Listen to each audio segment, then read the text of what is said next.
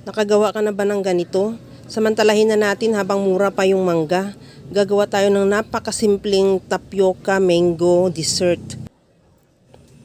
Ibiblend ko muna yung mangga. Gawin natin mango puree. At pagkatapos niyan, i-set aside muna. Habang ginagawa ko yan mga kalasa, kung bago ka pa lang sa aking channel, welcome. At huwag kalimutan mag-subscribe at i-click ang bell button para sa mga notification. At kung dati ka pa, welcome back at i-follow mo na rin ako sa aking Facebook page Lasang Pilipina.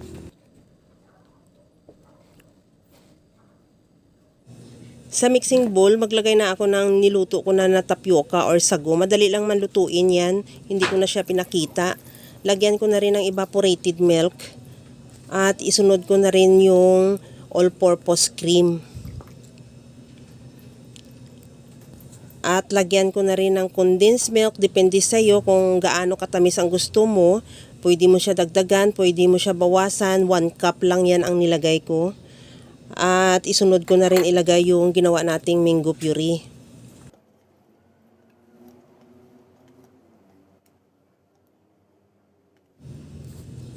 Maglagay na rin ako ng mangga na hiniwa ko rin ng maliliit. Wala na yan sukat-sukat. Inano ko na lang, tinansya-tansya ko na lang. Depende rin sa iyo kung mas maraming mangga, mas masarap. At ihalo lang hanggang sa mag-combine yung lahat nating ingredients.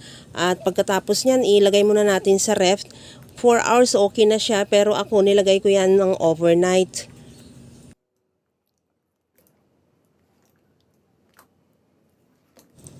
After overnight, ito na yung ating napakasarap na mango tapioca na sobrang creamy at grabe din ang sarap. Kaya mga kalasa, kung nagustuhan mo yung ating video, please like na lang at pakishare na rin sa inyong mga friends. At kung bago ka pa lang sa aking channel, subscribe na at i-click mo na rin ang bell button para sa mga notification. Mag-garnish na rin ako o maglagay tayo ng pinaka-toppings din na mangga na nagtira lang din ako sa hiniwa nating maliliit. At ready to serve na yan. Pwede na natin tikman na talagang grabe ang sarap niya. Kaya mga kalasa, alam ko, kayang-kaya mo tong gawin dahil sa sobrang simple at napakadali niya lang lutuin. Kagaya lang lagi sa sinasabi ko na wala namang hindi marunong magluto basta sa simpleng paraan lang. Grabe ka. Sarap. Tama lang yung tamis niya.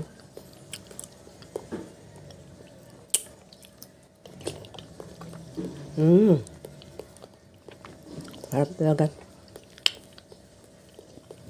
Kaya mga kalasa, gawa ka na habang mura pa yung mangga. Hanggang sa muli mga kalasa, thank you for watching. Bye-bye!